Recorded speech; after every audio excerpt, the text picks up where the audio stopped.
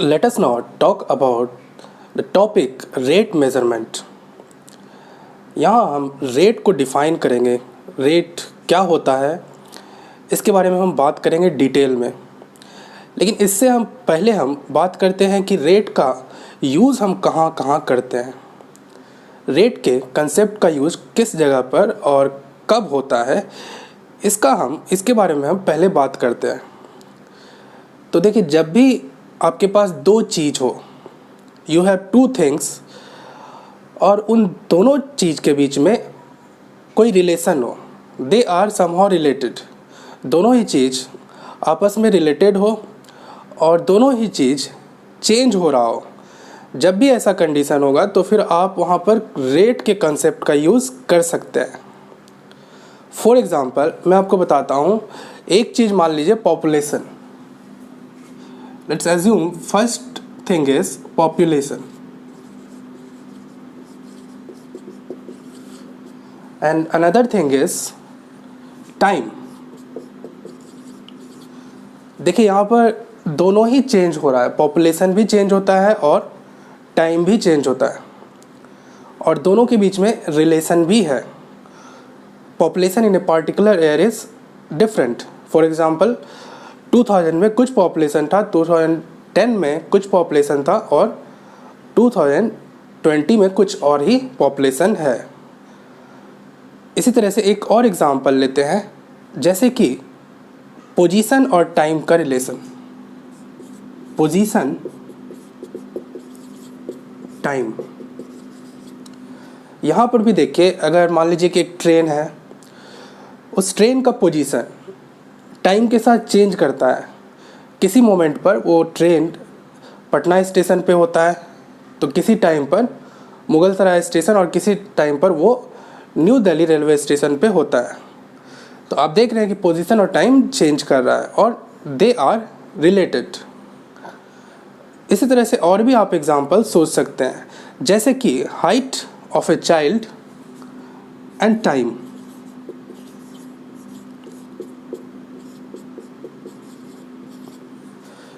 इसी तरह से हाइट और टाइम भी, height of a child and time भी रिलेटेड है।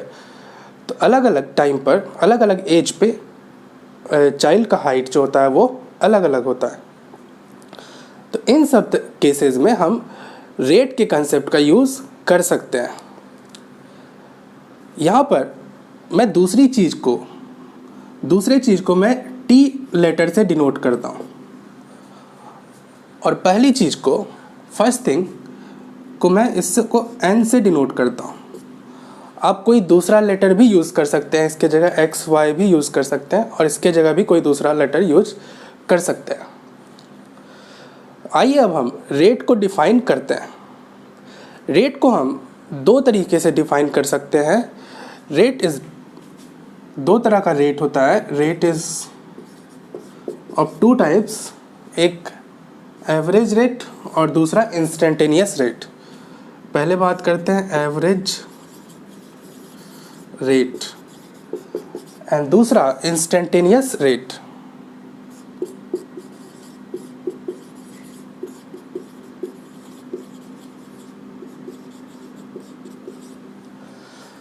ठीक है, पहले इस एवरेज रेट को डिफाइन करते हैं। एवरेज रेट को डिफाइन करते हैं इस तरह से, this is equal to delta N change in first thing, पहली चीज़ में, पहली क्वांटिटी में, इसको क्वांटिटी भी बोल सकते हैं, पहली क्वांटिटी में change divided by delta T, दूसरी क्वांटिटी में, दूसरी चीज़ में चेंज। तो दिस इज एवरेज रेट।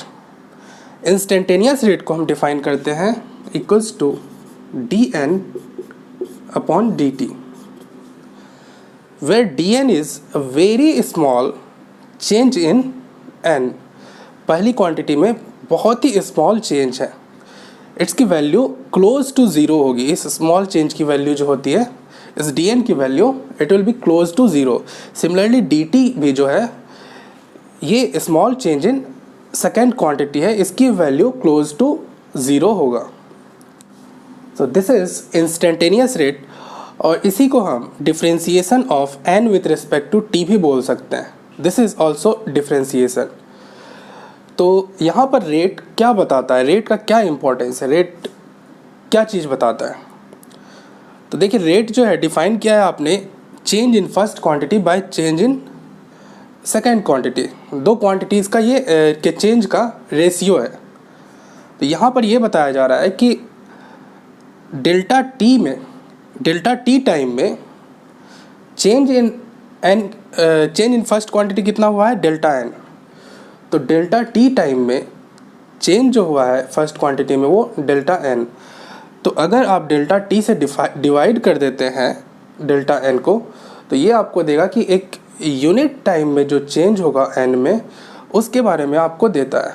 तो ये आपको बता रहा है रेट यूनिट टाइम में पर second change in first quantity, पहले क्वांटिटी में एक सेकेंड में कितना चेंज हो रहा है, इसके बारे में आपको रेट बताएगा।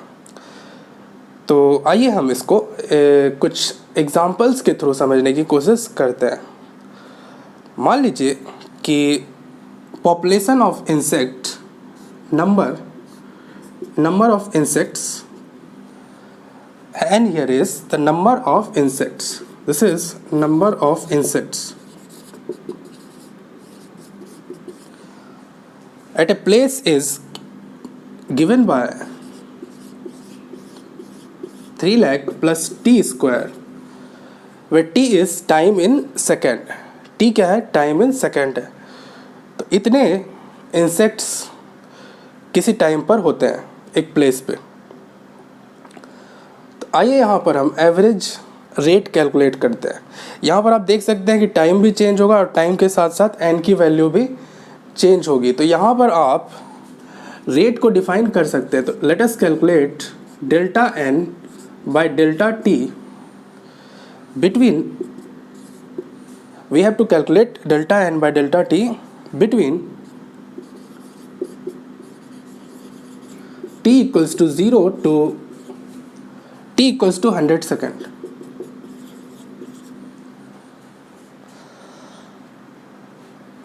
तो 100 सेकेंड में आपको डेल्टा एन बाय रेट को कैलकुलेट करना है।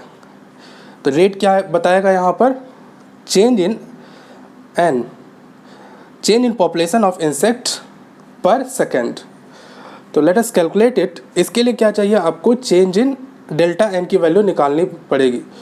तो डेल्टा एन के लिए आप पॉपुलेशन निकाल लीजिए, population at T equals to 0 and population at T equals to 100 second. उससे आपको डेल्टा एन मिल जाएगा, change in population.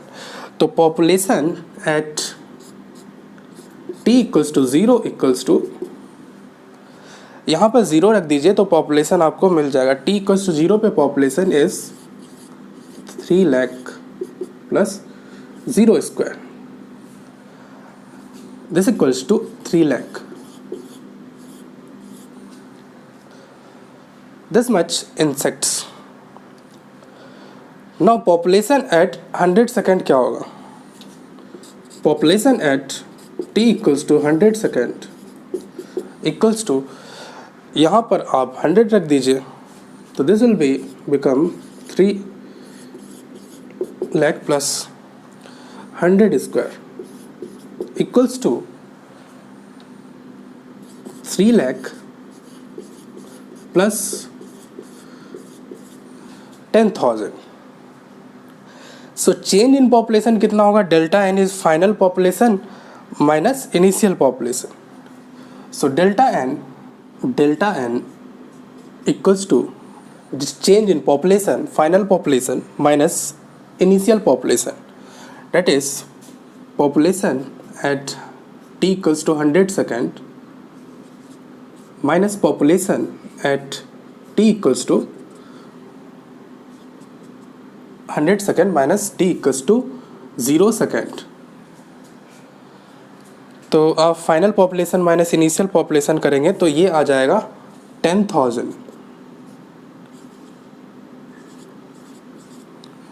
From here final population minus initial population you get 10,000 insects and delta T equals to 100 second.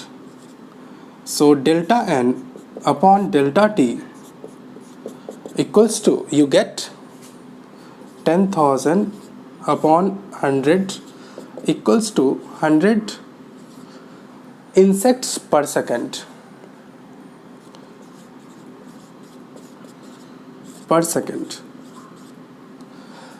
So this is the rate at which number of insects is changing every second. In every second, number of insects is changing by 100.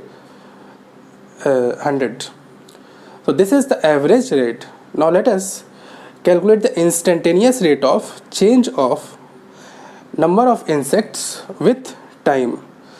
So let us calculate instantaneous rate dn by dt, which is instantaneous rate at time t equals to, for example, 10 second or 20 second. ये दोनों instant पे t equals to 10 second और t equals to 20 second पे हमें instantaneous rate calculate करना है. तो dn, let us calculate dn by dt. So we have got n equals to 3 lakh plus t square. Differentiate it. When you differentiate it, differentiation of 3 lakh will be 0 because it is constant. So dn by dt we get equals to 0 plus differentiation of 3 lakh is 0 because it is constant, plus 2t. So instantaneous rate dn by dt at t equals to 10 second will be, at t equals to 10 second, put t equals to 10 here and you will get equals to 20 insects per second. And at t equals to 20 second you get dn by dt equals to 2 into 20 equals to 40 insects per second.